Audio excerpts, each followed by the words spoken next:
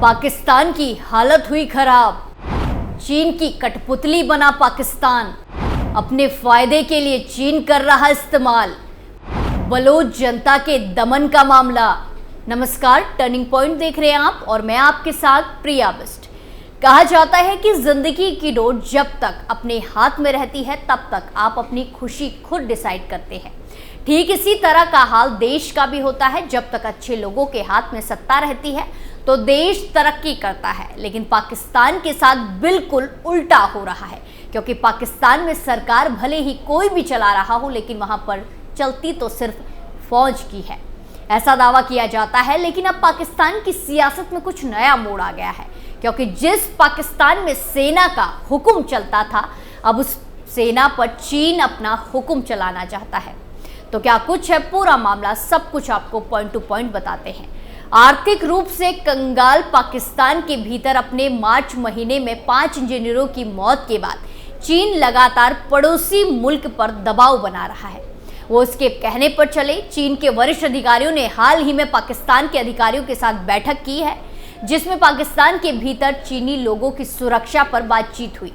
चीन पाकिस्तान की फौज पर अपनी मर्जी चलाना चाह रहा है, लेकिन पाकिस्तान इस बात को छुपाने में जोर शोर से लगा हुआ है। रिपोर्ट्स बताती है कि चीन ने पाकिस्तान से कहा है कि वो बलूचिस्तान में अपनी ही जनता के खिलाफ जर्ब-ए-अजब की तरह एक आतंक विरोधी सैन्य ऑपरेशन चलाए। चीन का कहना है कि इससे यहाँ काम करने वाले उसके कामगार सुरक्षित महसूस करेंगे। रिपोर्ट सबसे पहले पाकिस्तान के बिजनेस रिकॉर्डर अखबार ने छापी थी और उसके बाद कई अन्य जगह भी ये बात सामने आई। पाकिस्तान ने चीन की बलोच लोगों के विरुद्ध ऑपरेशन चलाने की मांग को लेकर नकार दिया। इस खबर को बिजनेस रिकॉर्डर ने भी हटा दिया। उस हटाई गई खबर के मुताबिक योजना, विकास और विशेष पहल मंत्रालय के वरिष्ठ सूत्रों ने बिजनेस रिकॉर्डर को बताया कि चीन ने पाकिस्तान से एक और जर्ब-ए-अजब शुरू करने को कहा है। रिपोर्ट्स में बताया गया है कि चीन के उप विदेश मंत्री सुन वाईडोंग ने पाकिस्तानी अधिकारियों के साथ प्रधानमंत्री शहबाज शरीफ के चीन दौरे से पहले बैठक की थी। सुन वाईडोंग ने इस दौरान चीनी हितों को साधने के लिए जर्ब-ए-अजब की जरूरत बताई।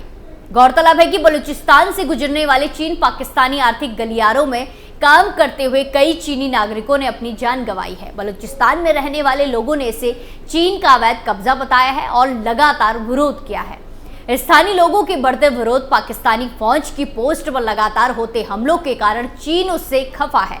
स्थानीय लोगों को यह भी शक है कि चीन पाकिस्तान से भी ये कह रहा है कि वो पाकिस्तानी फौज हटाकर अपनी सेना लगा दे, यदि वो स्वयं रक्षा न कर पाए। इससे ये बात भी साफ हो जाएगी कि पाकिस्तान चीन की कठपुतली बन रहा है। यह भी सामने आया है कि चीन पाकिस्तान में अपने प्रोजेक्ट पर खुद की सेना लगाने की योजना भी बना रहा है। यदि ऐसा होता है तो ये पाकिस्तान की संप्रभुता और उसकी फौज की काबिलियत पर भी प्रश्न उठाएगा। चीन का ये पूरा प्रयास हालिया हमले के बाद ही सामने आया है। इस हमले में 5 चीनी इंजीनियर मारे गए थे। इसके बाद चीन की कंपनियों ने पाकिस्तान में अपने कामकाज रोक दिए थे। चीन ने इसके बाद पाकिस्तान पर दबाव बनाना शुरू कर दिया। दबाव डाला कि वो इन इंजीनियरों के परिवार को $25 लाख का मुआवजा दे। इससे पहले 2016 में चीन जर्ब-ए-अजब ऑपरेशन की तारीफ कर चुका है। 2016 में पाकिस्तान में चीन के राजदूत रहे सुन वाईडोंग ने कहा था कि इस ऑपरेशन के कारण पाकिस्तान में सुरक्षा हालात बदले हैं। बताया गया कि चीन के नागरिकों की सुरक्षा के लिए पाकिस्तान ने 12,000 से अधिक अर्धसैनिक बल लगाए हैं। स्थानीय जनसंख्या के लिए नरसंहार की योजना थी जर्ब-ए-अजब। ऑपरेशन जर्ब-ए-अजब 15 जून 2014 को पाकिस्तान अफगानिस्तान सीमा पर उत्तरी वजीरिस्तान प्रांत में शुरू किया गया था। पाकिस्तान ने दावा किया था कि एक आतंकवादी विरोधी अभियान था, जबकि इस ऑपरेशन पर आरोप थे कि इससे पाकिस्तान समर्थक जिहादी समूह पनपे। स्थानीय लोगों की हत्याएं हुई और पूरे इलाके में खून खराबा हुआ।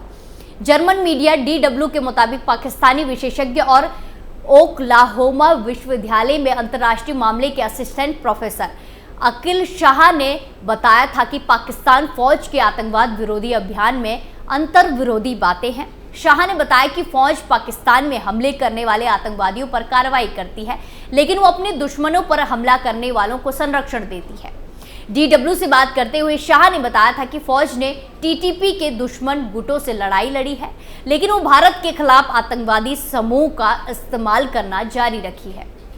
उन्होंने हक्काकी नेटवर्क और अफगान तालिबान का उदाहरण दिया, जिसने पाकिस्तान को अफगानिस्तान पर अपना प्रभाव बनाए रखने में मदद की। साथ ही लश्कर-ए-तैयबा, जो भारत के खिलाफ आतंकवादी हमलों की योजना बनाना और उन्हें अंजाम देना जारी रखता है।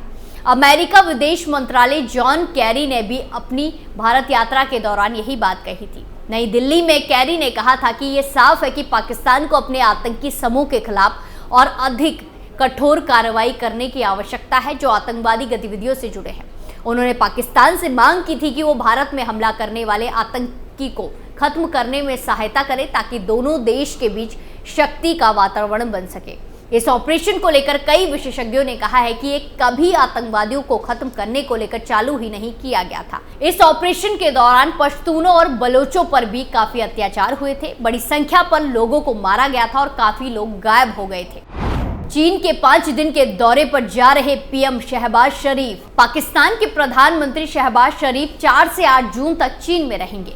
इस यात्रा का उद्देश्य दोनों देशों के बीच सहयोग बढ़ाना है, क्योंकि वो विवादास्पद CPEC परियोजनाओं के दूसरे चरण को शुरू करने की योजना बना रहे हैं। इससे पहले इस महीने की शुरुआत में पाकिस्तान के उप प्रधानमंत्री और विदेश मंत्री मोहम्मद इशाक डार ने बीजिंग का दौरा किया और अपने चीनी समकक्ष वांग यी के साथ बातचीत की।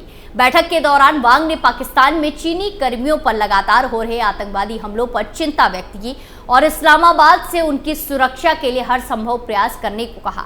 इस पर पाकिस्तान ने कहा कि उनसे देश में चीनी श्रमिकों की सुरक्षा के लिए 12,000 सदस्यीय अर्धसैनिक बल लगाए गए हैं। चीन की मांग पर पाकिस्तान ने पहले भी चलाए हैं ऑपरेशन। वैसे ही पहली बार नहीं है जब पाकिस्तान के सामने चीन ने ऐसी कोई मांग रखी है, क्योंकि चीन की बड़े पैमाने पर आतंकवाद विरोधी अभियान की मांग CPEC और दूसरी परियोजनाओं पर काम कर रहे अपने नागरिकों की सुरक्षा चिंताओं को दिखाती है। पाकिस्तान का चीन के अनुरोध पर इस तरह के आतंकवाद विरोधी अभियान शुरू करने का इतिहास रहा है। 2007 में इस्लामाबाद में लाल मस्जिद ऑपरेशन उस वक्त में चीनी राष्ट्रपति हू जिताओ की जनरल परवेज मुशर्रफ से मुलाकात के बाद शुरू हुआ था। चीन और अंतर्राष्ट्रीय दबाव में ही 2014 में पाकिस्तानी सेना ने उत्तरी वजीरिस्तान में ऑपरेशन जर-ए-अजब किया था। इस ऑपरेशन में बड़ी संख्या में हुई मौतों और मानवाधिकार उल्लंघन के आरोपों के अलावा काफी पैसा भी खर्च हुआ था, बहुत सारा पैसा खर्च हुआ था। जनवरी 2017 में इस्लामाबाद के राष्ट्रीय रक्षा विश्वविद्यालय के सुरक्षा विश्लेषक मारिया सफीउद्दीन इफेंडी ने दावा किया था कि जर-ए-अजब ऑपरेशन से पाकिस्तान सेना को $1.9 बिलियन का नुकसान हुआ था। चीन फिर से इसी तरह का ऑपरेशन चाहता है, लेकिन ये संभव नहीं दिखता है। चीन के बड़े पैमाने पर सैन्य ऑपरेशन की मानना चीन के लिए संभव नहीं लगता है। इसकी एक वजह यह भी है कि TTP और उसके सहयोग अफगानिस्तान में छिपे हुए हैं। पाकिस्तान सेना सीमा पर ऑपरेशन करेगी तो फिर क्षेत्र में एक बड़ा संघर्ष शुरू हो जाएगा। इसके अलावा बलूच विद्रोह भी एक जटिल मुद्दा है। बलूचिस्तान में पहले से ही विद्रोहियों और सुरक्षा बलों के बीच मुठभेड़ चल रही है। पाकिस्तान सेना की छोटी सी भी गलती क्षेत्र में गृह युद्ध जैसी स्थिति की वजह बन सकती है। पाकिस्तान की अर्थव्यवस्था भी इस समय सेना को किसी बड़े ऑपरेशन की इजाजत नहीं देती है। पाकिस्तानी अर्थव्यवस्था गहरे संकट से जूझ रही है।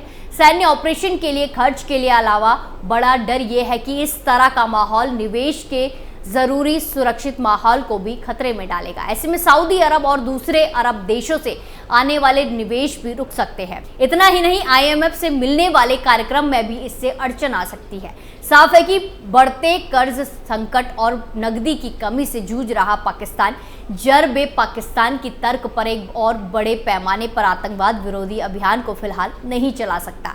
यानी कुल मिलाकर अगर देखा जाए तो चीन की कठपुतली बनकर पाकिस्तान अपनी ही लोगों के खिलाफ ऑपरेशन चला सकता है। टर्निंग पॉइंट पर फिलहाल के लिए इतना ही। बाकी तमाम खबरों के लिए देखते रहिए कैपिटल TV। नमस्कार।